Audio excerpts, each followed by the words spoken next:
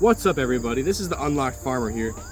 So today I'm going to be doing a video on how to exactly spray for powdery mildew, downy mildew, and all the diseases like that you're going to run into, like fungal diseases. And right now, like I said in my squash growing guide, they're getting hit pretty hard right now. The fungus called powdery mildew and also downy mildew, they're getting double attacked. So we're gonna double attack them back. I've been spraying for the past couple of days and it's been holding it off a little bit, but it's a slow war, and I will tell you, if you have a lot of squash plants, it's not very fun, especially in the late summer months where sun doesn't stay up as long and then mosquitoes come out. Yeah, it's not a blast, but it's something you want to do if you want to keep your crop. So I'm going to show you how to do that today. So let's get started. Now, I don't want to use any kind of chemical, nasty pesticide bullshit in my garden at all, because I keep it 100% clean over here. So what we're going to do today is we got neem oil, and what neem oil is neem is a tree, and pretty much they extract the neem oil from the tree, and it's just highly concentrated, and pretty much what it does is it just kills fungus, essentially. So I got my neem oil here. I got apple cider vinegar, and what this is going to do is going to do pretty much a double threat with this killing the fungus, and this raises the acidity on the leaves, because fungus actually like an acidity of around a 7. So if the pH drops down on the leaves, let's say 0.5 to 1 point to like 6, pH of 6, well, the fungus is not going to be in the proper habitat to keep spreading spores. It's going to die. It's going to die. So with these two combined, and I also was thinking, I haven't tried it yet, but if you put peroxide as well in here and mix it up. I don't have any peroxide on hand, so I'm not going to try it. I got to get some more. You can have those 3 ingredients, and I bet it would be a catastrophe for that powdery mildew or downy mildew, whichever you might have. Now, I wouldn't, if you did 3, it might be a little too much for the plant, might be a little too harsh. So I might back off a little bit with the concentration of it, but I believe it might be very effective. But anyway, let's get started. So if you have neem oil, it's going to come in a container like this, and on the back it's going to have your instructions, obviously, and it'll give you recommendations for how much to use per gallon of water or per 32-ounce spray bottle, and it'll give you how much the concentration you want to use for your specific problem, like either disease or pests. So I'm going to put that on the screen here, and so it's easier for you to see. I'm not going to put it in the camera, but pretty much I have a 2-gallon sprayer here, and it says for disease control I need 3 to 4.5 tablespoons of neem oil per gallon. So with the 2-gallon, I'm going to be using around 8. I'm not going to go too insane because I already have the apple cider vinegar. So I'm going to pour that bad boy in here. It's got a measuring tool that comes with it, which is pretty neat. On the side it'll have tablespoons, the other side it'll have ounces, so whatever you prefer to use. By the way, this brand is called Captain Jack's. I probably wouldn't get it again, probably get something a little better, because I got this at Menards, so I'll probably find something that's a little, you know, not so mainstream. I don't like to do mainstream, I don't trust anything mainstream, but you know, it's what we got around here, and I needed this fast. So anyways, without further ado, I'm going to measure out. It only goes up to 6. So up at the top here, there's 6 tablespoons. Just going to dump that in. And I highly recommend getting this 2-gallon sprayer. You can get the 1 gallon, but if you got a lot of squash plants and you want this to be a quicker process, I'd highly recommend getting a 2-gallon. So I just did 6. I'm going to pour it out 2 more. Alright. We got our neem oil in there. It's good. Now with the apple cider vinegar, I'm going to give you some dilution ratios on the screen here. but for each gallon, you want to use around 3 tablespoons. You can use 2 tablespoons if you want a little lighter, but I have a big problem right now and it's pretty bad. So I'm gonna do 3, and it's per gallon. So 3, I'm gonna do 6 with the 2 gallon.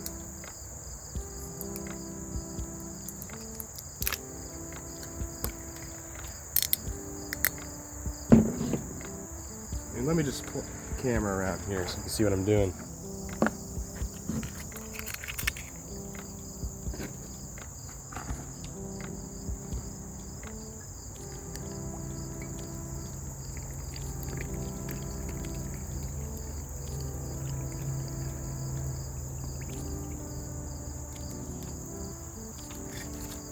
Six tablespoons is the max it goes up to. There's actually a little bit of neem oil, so that'll wash out a little bit more of that neem oil out.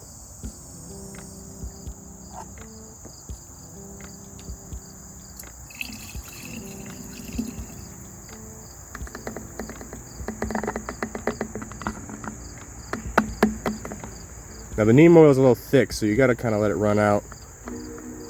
Otherwise, you'll have a bunch left behind. And you want every drop, because that stuff is not cheap. I mean, it's almost 20 bucks for that little bottle, and you're going to be using a lot.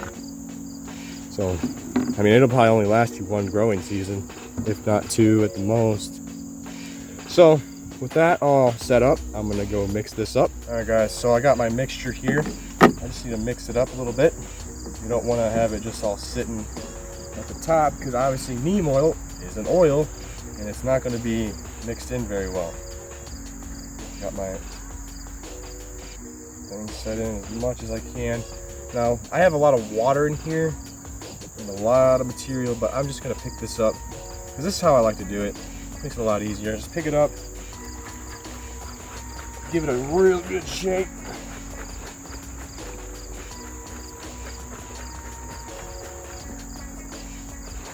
Now, unfortunately, I'm gonna watch out because I had some apple cider vinegar on the side. And now my hands smell like vinegar. I already guarantee it.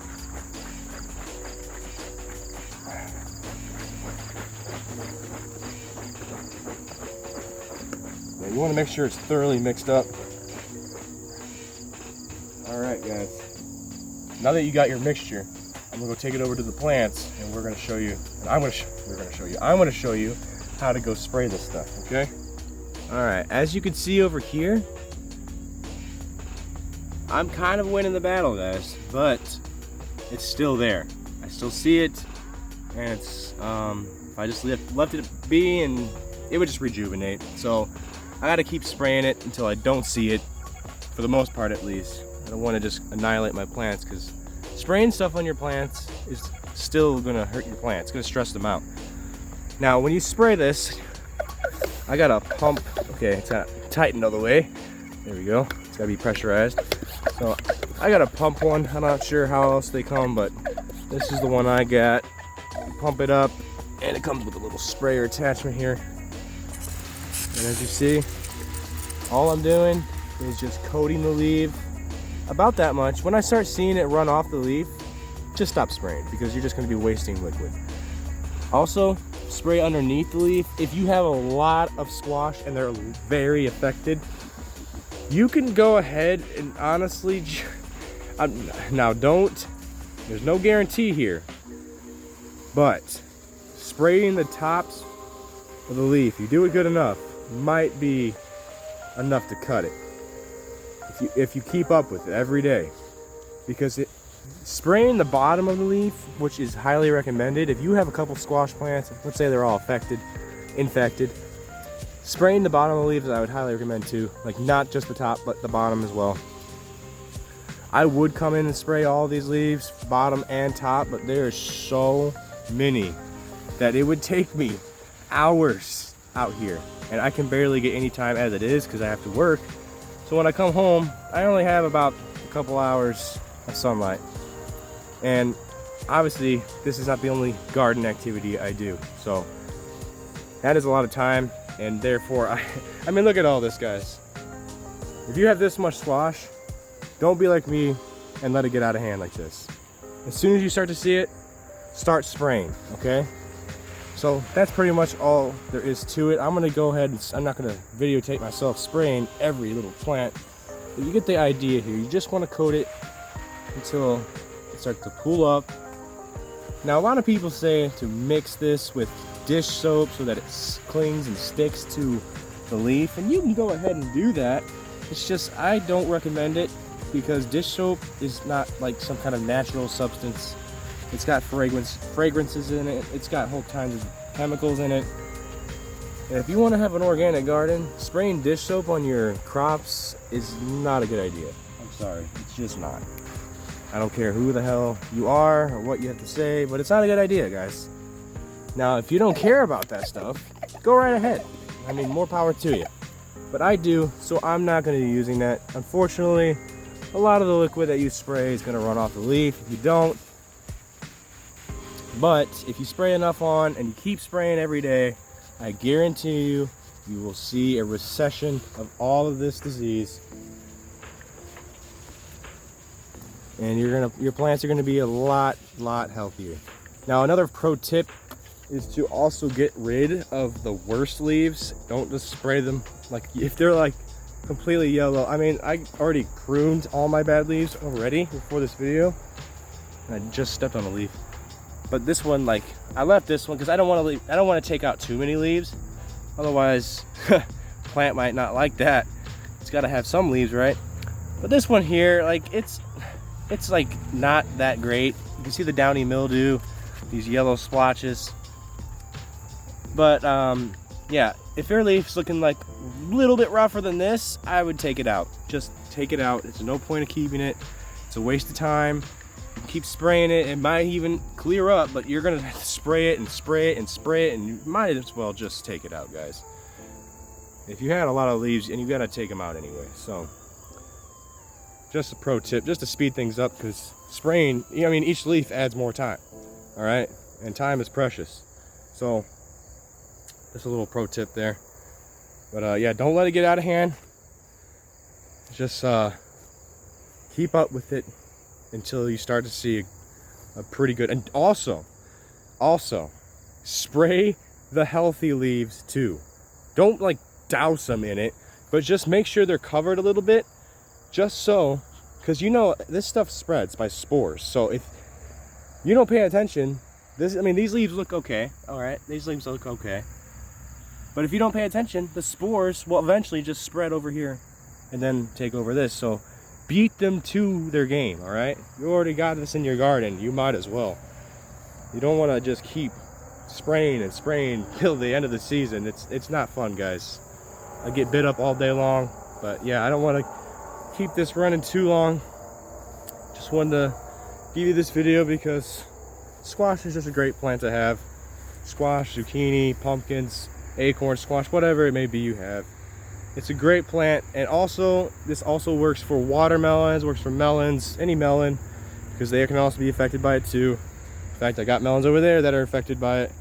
And it can work for cucumbers, anything in the cucurbit family, any of that. Any plant that's hit by fungus, because some plants don't. Some plants are some plants are susceptible to it, some are not. So, but this, like squash, yeah. Alright, that's all I got for you guys. So if you like what you see here, please throw me some love, give me some feedback. You don't have to subscribe. You don't even have to like it, okay? I'm not forcing you to do anything. Do what you want to do. If you liked it, like it. If you want to subscribe, see more, because this isn't the end here. I thought there was a mosquito on me. This isn't the end here. I'm going to be having so many more videos. I got a pepper grow guide coming up. I'm just going to give you a bunch of pointers on how to grow peppers. It's not very survival crop-ish, but when you're growing survival crops, you're going to want to have something that has flavor. You know, you're not going to want to just eat potatoes and squash for years to come. You know, you want to spice things up, no pun intended. So anyways, that's all I got for this one. Love you all, and I'll see you in the next one.